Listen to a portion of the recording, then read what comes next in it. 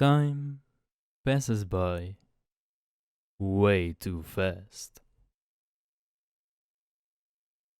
Do I know you? Being here today is a bit of a two-sides-of-the-coin type of deal for me. On the one hand, I can't believe it's already been a year since I celebrated Grand Theft Auto 3's 20th anniversary with what I consider the best video I've ever made.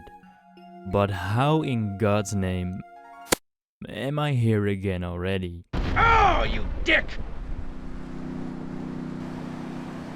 Celebrating the 20th anniversary of the next game in the franchise. Grand Theft Auto 3 seemingly came out of nowhere in 2001, just when the dust had settled around the awful events that occurred on 9/11. Releasing a game centered around a New York City inspired open world where you murder anyone at will didn't really seem like the most sensitive thing to do, nor was it necessarily what people wanted at the time. But Grand Theft Auto 3 would change video games forever.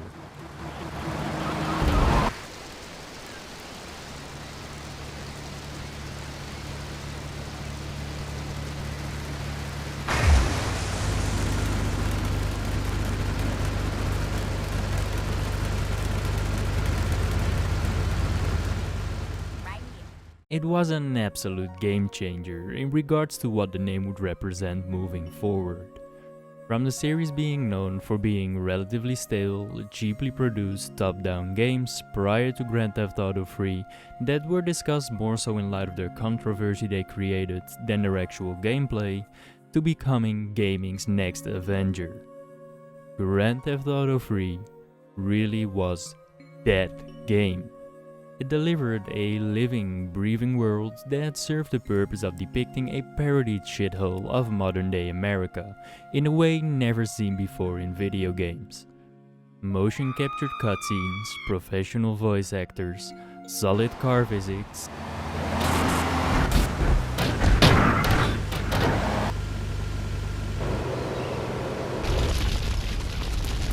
a bigger draw distance than ever seen before in a 3D game, an immense amount of radio channels, a functional day and night cycle, solid traffic simulation, etc, etc. With all of it operating in a 3D world. Grand Theft Auto 3's game-changing features revolutionized the genre of open-world games indefinitely, and truly should be considered the founder of the seemingly endless pit of open-world games today. And that's sadly, but unsurprisingly, all that remains after more than 2 decades. A foundation. As revolutionary as the game was, it still had much more in common with the past than what was to come. Plot being a mute little shit, a boring ass plot with boring ass cutscenes enacted by boring ass forgettable people that give you the most random and detached missions. Nothing to spend money from said missions on, all while being played with garbage controls.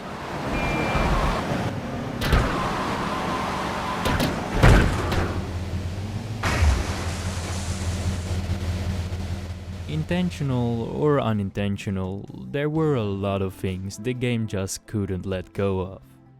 Those are easy observations to make in a time where video games are at a point where I can barely tell the difference between a game and what's happening in the real world. At the time, it was a considerable upgrade over what was available, and was treated as such, doing some good-ass numbers across the board. It was nothing but a huge success. It shot the series up to the forefront of video games by creating the foundation for a new genre to be expanded upon by future games. In light of the success and a new throne to be taken, only one question remained.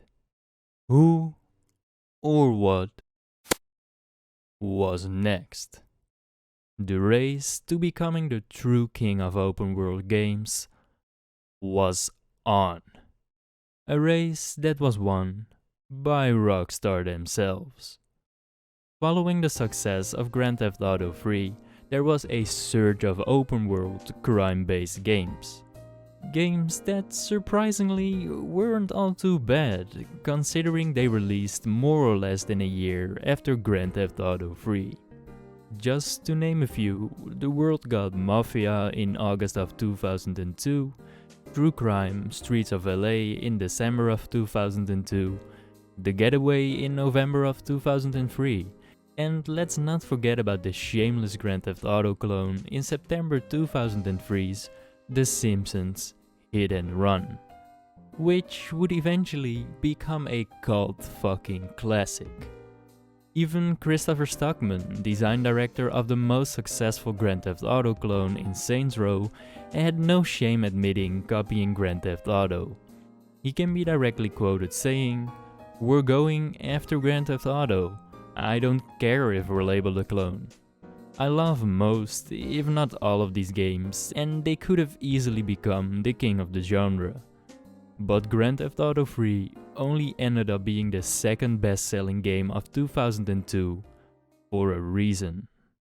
A reason called Grand Theft Auto Vice City. To me, Grand Theft Auto Vice City is Rockstar's most important game. Grand Theft Auto 3 was revolutionary and shot them up to the forefront of the video game world, but Vice City established them as a force to be reckoned with. And for good reason, since Vice City was the first game in the franchise where all we know and love about Grand Theft Auto nowadays was on display for the first time. Grand Theft Auto Vice City revolves around Tommy Vercetti. Tommy!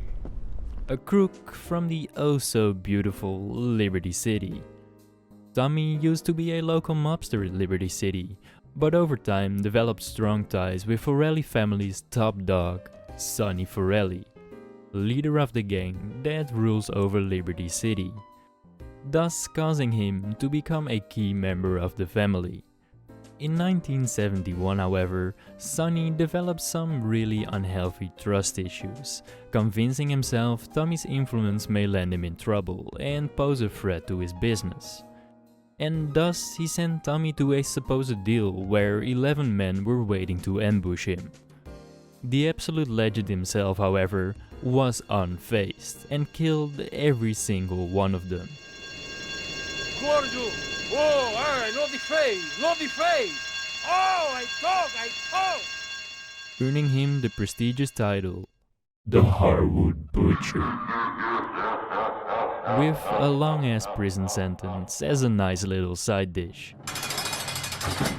Now that he's done his time and is back out on the streets, he's looking to resume pre-prison business, unknowing of Sonny's involvement in the ambush. Sonny, however, most certainly didn't forget about what happened in 71, and thus doesn't feel safe keeping Tommy around Liberty City. So he sends Tommy down to Vice City to start some business for the family.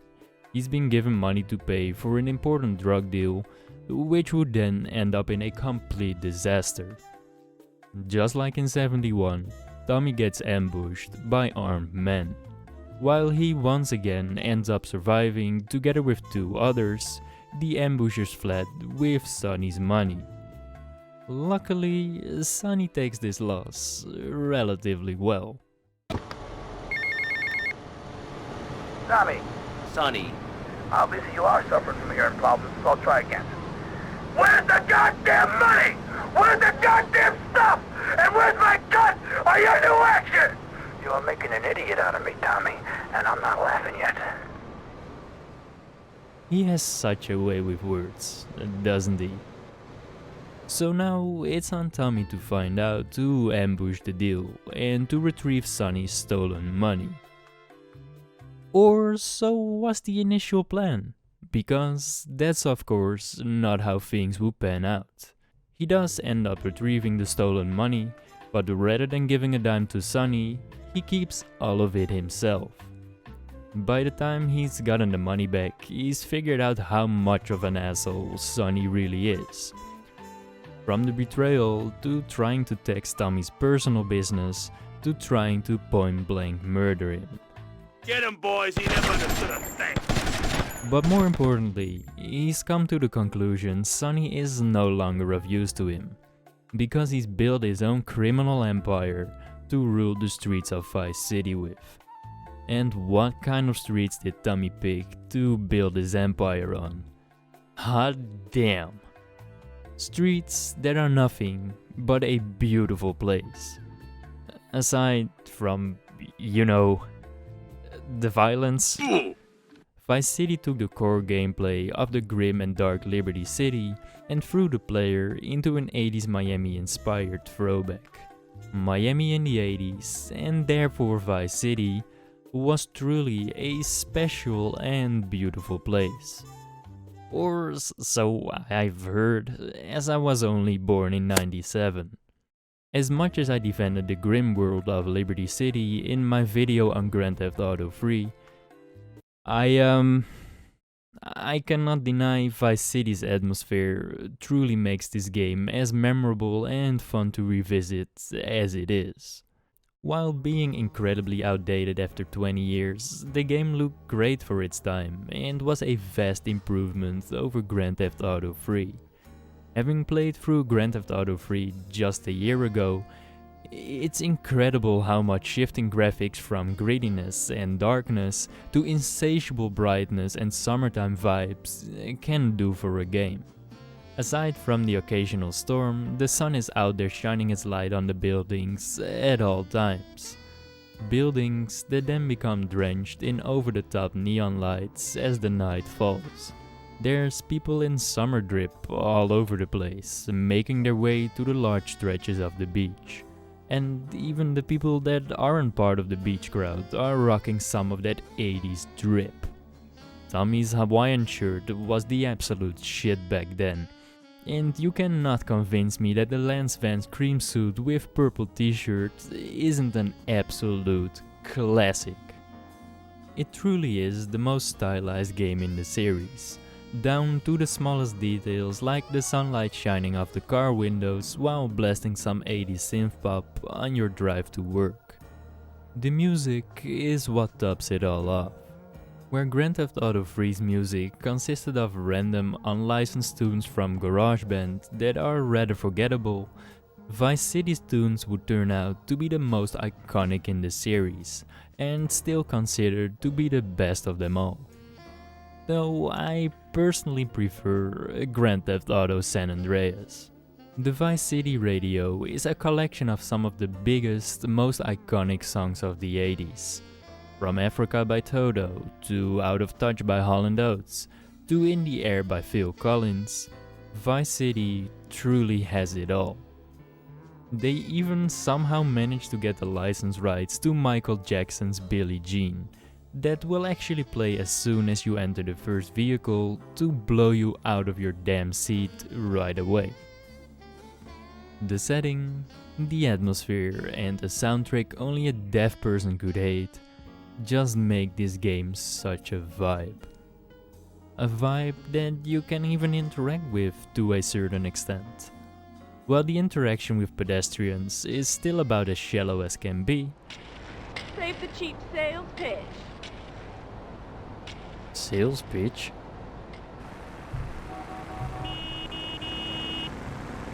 You jerk, I'm like so stuck. Huh?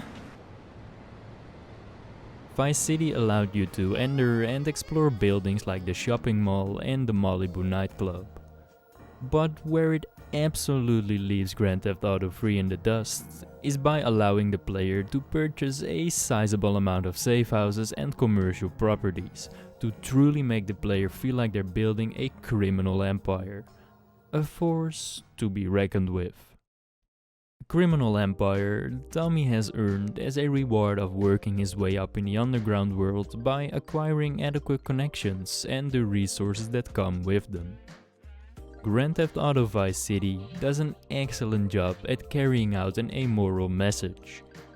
The more bad you do, the more you shall receive.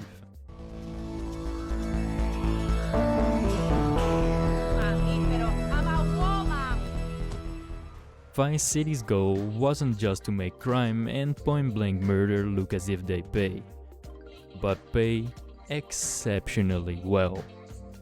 Grand Theft Auto 3's biggest shortcoming was undoubtedly failing to properly reward you for grinding your way up to the top. Throughout the story, you will unlock wealthier places where people drive more expensive cars and shoot the richest of rich guns, but you, the player, barely benefit from this supposed grind to the top. The game throws money at you left, right and center, but there's nothing to spend it on, other than replenishing some fucking pistol ammo. Just money, money, money, and the occasional vehicle you don't want, and most certainly don't need. Sure, the people you work for start treating you with respect, and the heavier weaponry is very much a welcome upgrade as well. But riddle me this: what has Claude really earned from working his ass off, day in, day out? But like, I'm busted. Vice City more than addresses this issue and eliminates it entirely. One moment you're doing something as simple as killing a courier to obtain a package. The next moment you find yourself wallacking your way through Ricardo Diaz's mansion to murder him, and not only take $50,000 as a reward, but become the mansion's new owner as well. This truly is the rise to success story Grand Theft Auto 3 tried and failed to tell. The more missions you complete, the more people you murder, the fancier tools and clothes you'll unlock. At the start of the game, your residence is a simple hotel suite, and you are slowly but surely introduced to the top dogs of Vice City's underworld by completing relatively simple chores. But as you continue your journey, your position in the criminal circuit undergoes the transformation of being the bitch to deciding who's the bitch. Look, you pompous asshole, I own you now. I own all of this. We're gonna turn this place around. I'm gonna make you rich. The people you work for start treating you with respect and even become your equals to a certain extent. But by the end of the game, you've done a lot more than just increase your reputation amongst the established leaders of Vice City's criminal underworld. You start your adventure in Vice City with a whole load of nothing. But you earn a few bucks completing your client's tasks. The money you earn can then in turn be saved up to eventually be spent on fancy ass houses with a helicopter spawning on the roof to absolutely flex on them cheapskates. But more importantly, it can be spent on setting up your own businesses. Yeah, that's right.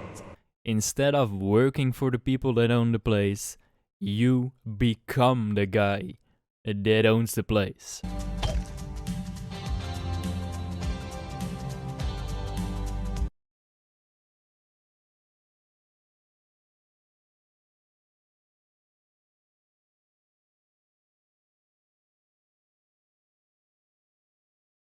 I never said I was a good owner. He's mine! This is what Grand Theft Auto was always meant to be, and would be in entries moving forward. Opposed to Grand Theft Auto 3, you finally have something to show for your hard work. By investing your hard-earned money on assets and completing the missions attached to them, the asset then starts generating money like a true business investment would. It's the build-up of a criminal empire that truly makes the player feel more and more powerful. And there's quite a lot of variety in the assets as well, which prevents it from feeling like you're doing the same thing over and over. You can purchase assets like some movie studios, Printworks, the Malibu nightclub, or the infamous Cherry Popper ice cream factory. Back when Vice City first released, the Rockstar devs had made a tiny little oversight with this ice cream factory.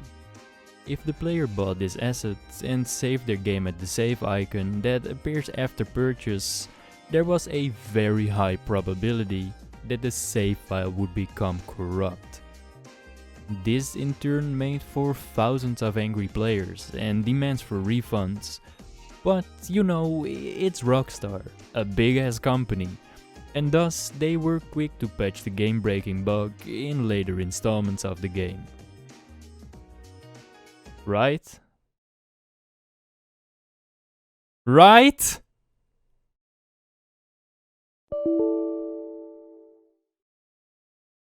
It's not fucking fixed. During my playthrough, I got the true OG Vice City experience. Because, as you can clearly tell, the ice cream factory corrupted my fucking save file after 10 hours of gameplay. I was unaware of this glitch and thus I only had a singular save file, which meant I was completely and utterly Fucked. Thank you, Rockstar. Very cool. Luckily, the interwebs is far more developed than it was in 2002, and thus I was able to snatch a save file from somewhere that was about as far as I was at that point, thus saving me a shit ton of time having to replay the game again. The only real notable differences are the increased health due to this player willingly completing the pizza side delivery mission and having purchased 2 more save houses than I had at that point. Other than that, the save file is just as far along as I was at that point, so it's more than good enough for me. 20-year-old game-breaking glitch aside, via these assets, Vice City's intentions were to teach you the real value of money, and would become the only GTA to do so till this day. The assets are the most memorable feature of the game for a reason, because being able to finish the game is in fact locked behind them. In order to unlock the mission, Cap the Collector, you'll need to complete the missions for the Vercetti Estate, Printworks, and 5 of the remaining 7 assets, Phil Cassidy not included. And this will cost you $220,000 at the very minimum. It teaches you to not spend your hard-earned money on $6,000 snipers and heavy shotguns just to lose them by dying to a bunch of third-grade Marines.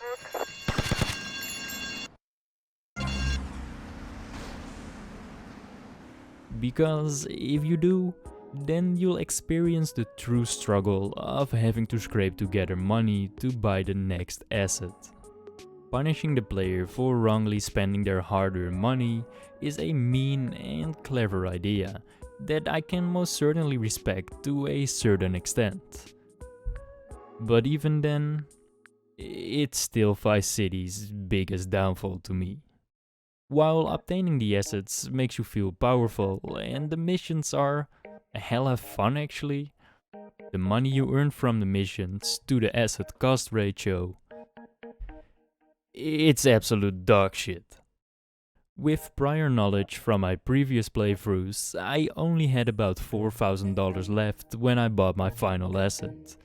I had beaten all available main story missions at that point, including the 5 assets I purchased, stopped to collect money from completed assets every time I was in the area, collected any available money from killed enemies, and didn't visit ammunition, even once. And all I had left was $4,000. Now, imagine if you're a new player, or someone that's played any of the previous or later installments. What will their course of action be? They will do what Grand Theft Auto was intended for. Buy the fanciest mansions and deadliest weapons available. And that is the equivalent of running into a brick wall. I should know, since 10-year-old me experienced the tedious asset grind myself. I spent my money on anything cool available, because well, how was I able to know the story was about to be locked behind a paywall? While mowing down everybody and fucking prostitutes on the side of the road changed my life forever as a 10-year-old, the nasty memory of killing citizens for like $20 at a time to fund my next asset still lingers inside of the inner depths of my brain today. There's a reason they got rid of this in future installments, and even the speedrun uses replays as a workaround. It's because it hurts the flow of the game. A flow that's otherwise really fucking good. Vice City has the most non-linear plot out of any Grand Theft Auto to date. While this is something out of the ordinary for a Grand Theft Auto game, I still think the execution works well enough. The first part of the game is about as linear as any other Grand Theft Auto game. But as soon as you unlock the second island and are able to purchase assets, you can pick whatever path you desire. The assets, bikers, Haitians, Cubans and whatnot all have a set of missions available for you to complete at the same time. So if you deem a mission too frustrating, you can easily take a break and try completing another mission instead, rather than having to throw yourself at the problem repeatedly. With my current skill set, or lack thereof,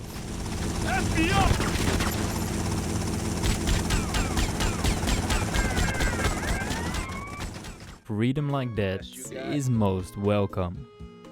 Now, the reason usual Grand Theft Auto games are more linear and restrictive is because Rockstar tends to emphasize the story it's trying to tell over anything else. Being able to do any mission in any order as soon as you head over to the second island means you can do any part of the story in any order until the paths come together at Cap the Collector. And thus Rockstar wouldn't have been able to go for the logical start to finish storyline we've all come to know and love. While this indeed isn't necessarily the case in Vice City, I don't think the story is all that bad and fits in with the non-linear freedom relatively well. Narratively, Vice City is pretty much a copy of Scarface, with some Miami Vice blended into its visual presentation. This even goes as far as the interior of the Vice City mansion you unlock after giving Diaz no chance to fight back.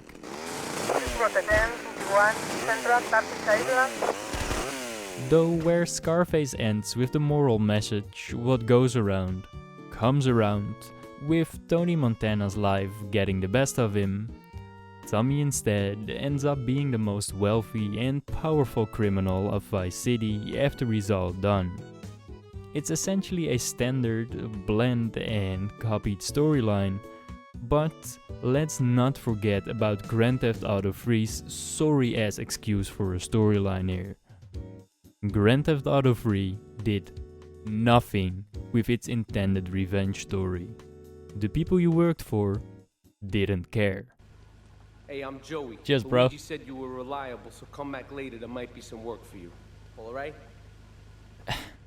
This whole game is just... there's no storyline.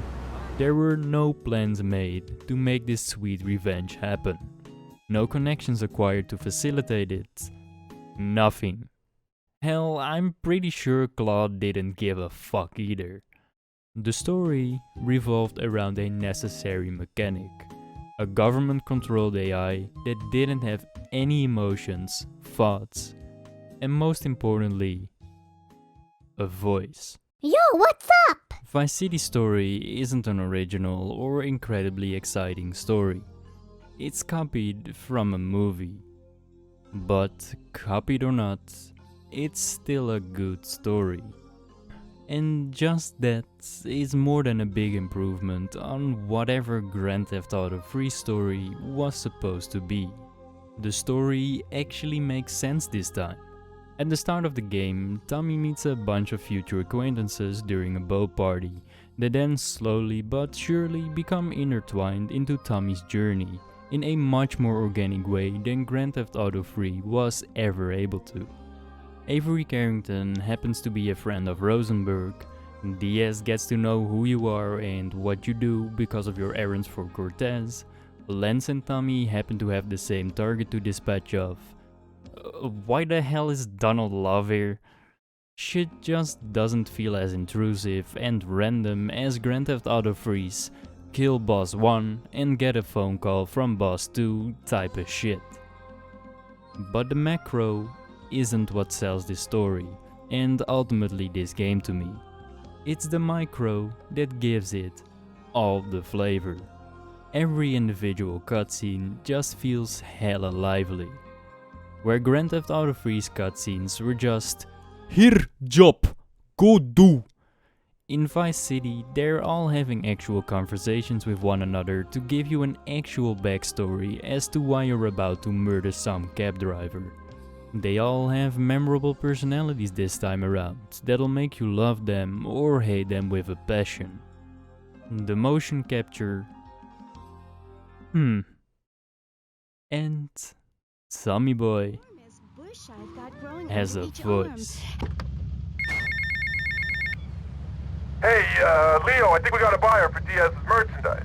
Gotta give him a ring, man. Set up the deal, you know? Where are you now? You okay, Leo? You sound kinda different. Just tell me where you are. Who the hell is this? Put Leo on, man. Leo's gone away for a while. He left me in charge. Screw you, man. And what a voice does he have? Tommy is voiced by no one other than Ray Liotta, most notably known for his roles in Copland, Goodfellas, and his biggest achievement in voicing the leader of the Bubble Poppin' Boys in SpongeBob SquarePants. I'll show you. We call us the Bubble Poppin' Boys. In 2002, video games weren't taken that seriously yet. They were seen as an idiosyncratic waste of time and rarely starred any mainstream celebrity to give it any sort of credibility. Vice City wasn't just the follow-up of a game that shocked the world. It set out to one-up it in every aspect possible. Vice City was more expensively produced than Grand Theft Auto 3.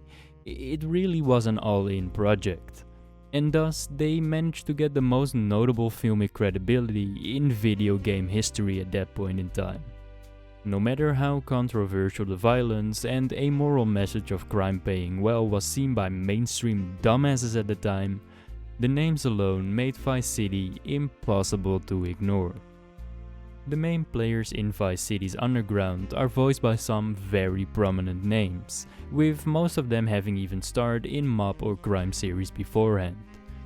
The aforementioned Ray Liotta, Burt Reynolds, Dennis Hopper, Luis Guzman, just to name a few. It truly was a perfect fit, and the voice acting they provide is unsurprisingly nothing short of excellent, which would become the norm in the series moving forward. Lance Vance being an egotistical prick. You sold us out. No, I sold you out, Tommy. I sold you out. Ken Paul being an overly horny loser. Ken Paul, mate. Yeah, I'm the governor around here. I'll sort things out. You know what I mean? I'll treat you. Whatever you want, I'll get you, girl. Don't you worry about a thing, mate. Get lost, honey. Wait. Cortez hating the French. Tommy, Tomas, it's Cortez. Look, the French are giving me all kinds of trouble, amigo. Them hypocrites. They spend 100 years stealing from poor countries, and they call me a thief, huh? I'm going to need your help as soon as possible, amigo. So please hurry, huh? Tommy, I need you, alright? I hate the damn French. They're all casted incredibly well. And the protagonist finally being someone rather than an empty shell is the most important change they had to make following Grand Theft Auto 3. The person you're playing as isn't a performance monkey this time, but someone with actual thoughts, having conversations with other characters. And Tommy Vercetti is quite the memorable character as well. He doesn't hesitate to resort to violence if someone looks at him the wrong way, and his mild rage once the screen fades to black after a cutscene never gets old. Who are these pricks anyway? Lawyer pricks, rug-wearing pricks, surrounded by pricks. All of these excellently voiced characters and personalities, they all give you a reason to care. A reason to care about the characters and their unique personalities. A reason to care about story development. A reason to care about the missions flowing out of said story development. Missions I already cared about anyway, as they've much improved on what Grand Theft Auto 3 brought to the table. Are they as good as the multifaceted bank heist in Grand Theft Auto 5? Or more importantly, the masterpiece that is following the train in San Andreas? All we had to do was follow the damn train, CJ. Debatable. Probably not, but they're much improved nonetheless. Comparing this to last year's playthrough of Grand Theft Auto 3, there's a much wider variety in the missions. Not just because of more ideas and ways to implement them on a bigger budget, but also due to the addition of various new weapons and vehicles. In Vice City, you're much better equipped to deal with those pesky enemies than you ever were in Grand Theft Auto 3. While Vice City is most known for its visual and stylistic improvements, it most certainly also improved on the technical and gameplay aspect of things. Tommy still can't swim. The controls are still horrible. Having to choose between the camera and lock-on handicap that comes with the classic or the standard controls. But other than that, I'd call everything a vast improvement. There's a much wider variety of guns to play around with, and the lock-on finally isn't absolute dog shit, and does what it's supposed to do rather than aim at dead bodies. I mean, it will still lock onto the wrong target from time to time, or miss shots at an arm's length. But who am I to complain after seeing what things were like in Grand Theft Auto 3? Since you spend a shit ton of time traveling from destination to destination, the improved driving controls were also a much welcome improvement. Every type of car is available right from the get-go, from garbage-ass vans and trucks to fast-ass sports cars.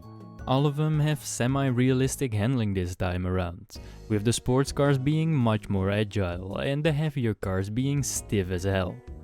The cars are finally not made out of cardboard anymore and can actually be hit more than once before setting on fire.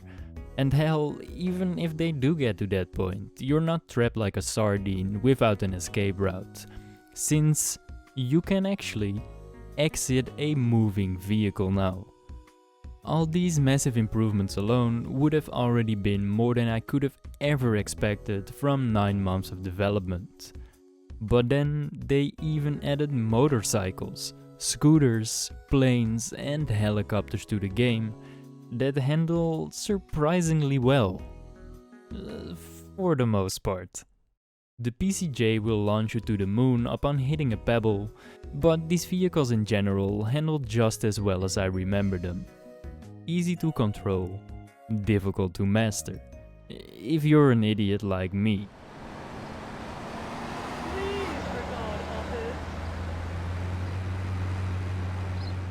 Fucking up this bad is pretty impressive, honestly.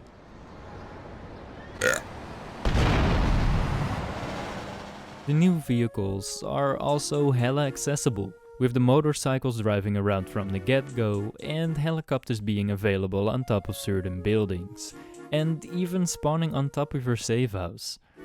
And let's not forget about the planes and helicopters adding a whole new dimension to the game either. There's nothing like flying above the entire city like you own the place. Not to mention, it made collecting money from my assets to eventually buy the Malibu Club a little less of a chore as well. Where the controls and mechanics frustrated the hell out of me during my playthrough of Grand Theft Auto 3, Vice City addresses and fixes most of these issues.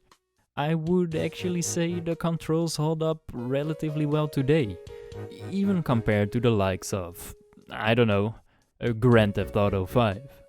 The vehicles handle infinitely better, They're finally not being messed up by the environment every 3 seconds, are widely accessible from the get-go, and even though the on-foot controls still come with Grand Theft Auto 3's stupid-ass handicap, and Tommy still can't swim or fucking jump over the smallest of small ledges, at least the weapon lock-on works as intended, and you're provided with a wider range of tools to complete the missions with.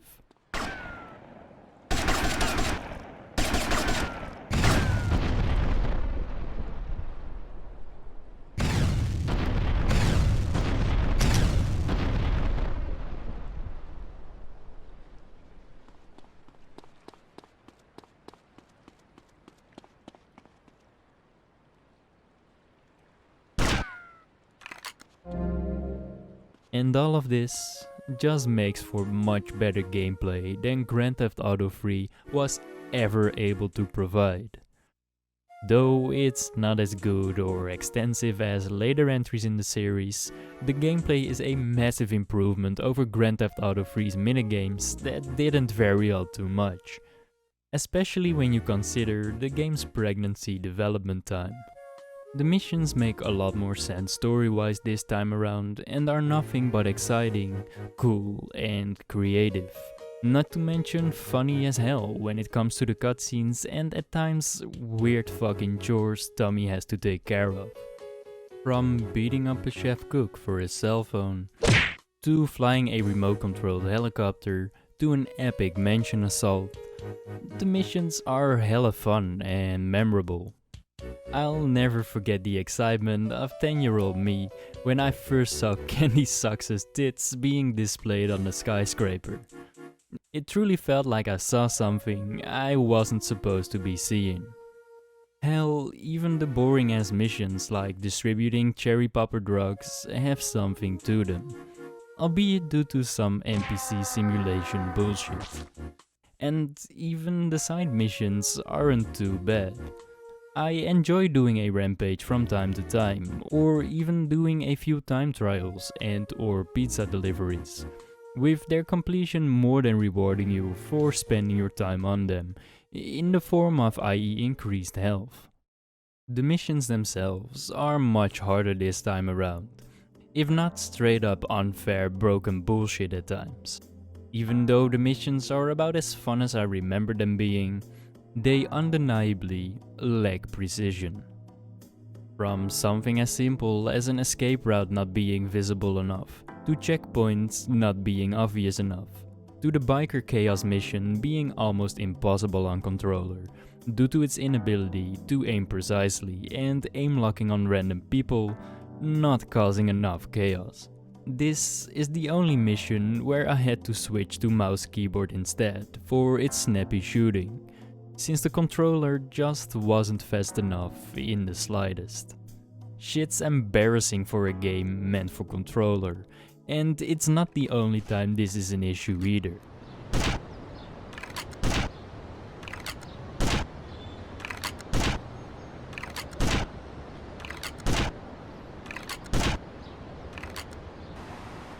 The timing is just far too tight for joystick aim, making me switch to an unintended lock-on weapon instead, which is just sad and unnecessary.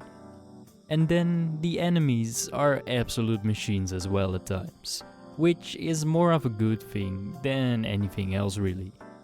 In this particular mission, you go on a friendly trip with a Haitian called Rico to steal some drugs from the Cubans, but not before a huge shootout.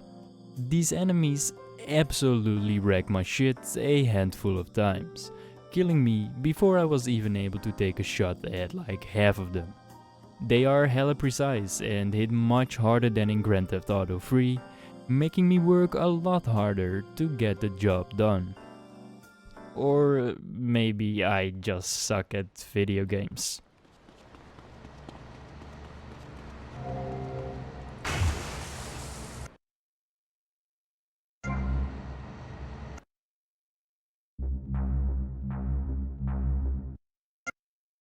The missions might not be as in-depth and technically advanced as in later installments, but damn, do they hold up surprisingly well. there were rarely any missions I considered a snooze fest. Even auto-scroller type missions like these have some charm to them.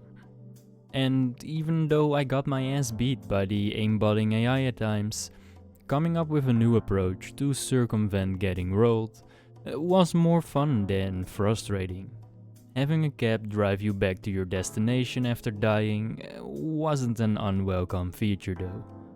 Where I just about had my fill after completing Grand Theft Auto 3 story missions, Vice City's missions made me want to keep playing. It made me want to unlock optional assets for their missions, play through side missions I usually wouldn't care about. And just that tells me how much I still like this game after 20 years.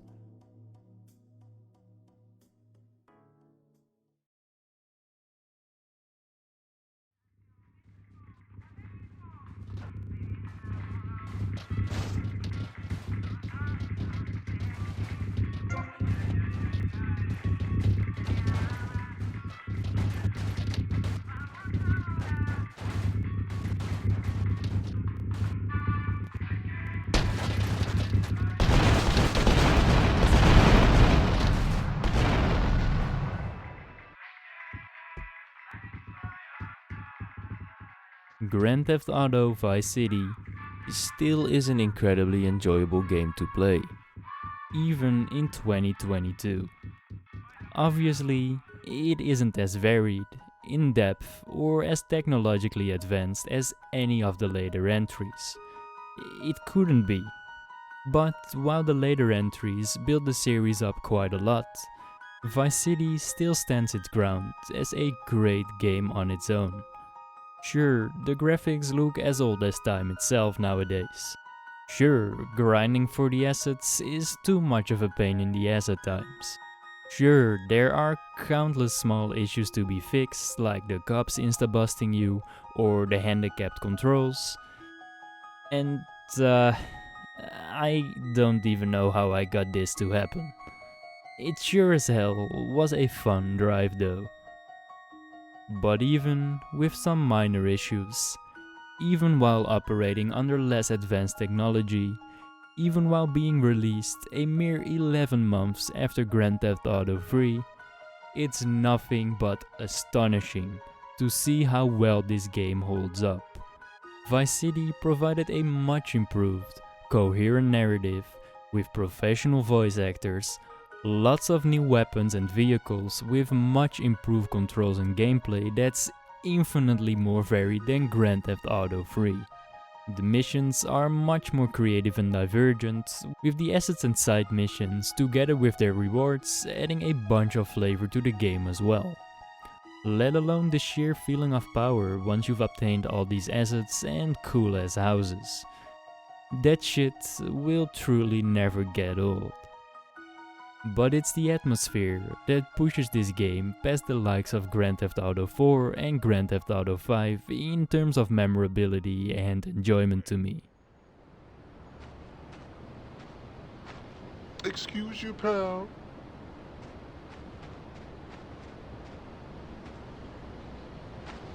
I serve for the beating.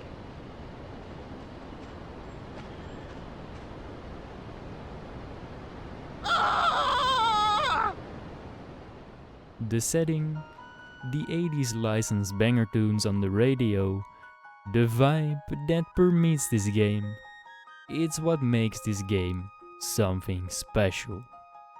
I can confidently say I love this game as much as I did when I was 10 years old. Maybe even more. It took Grand Theft Auto 3's foundation and improved on everything it could have improved on, rightfully earning it a seat on the throne of the crime sandbox genre.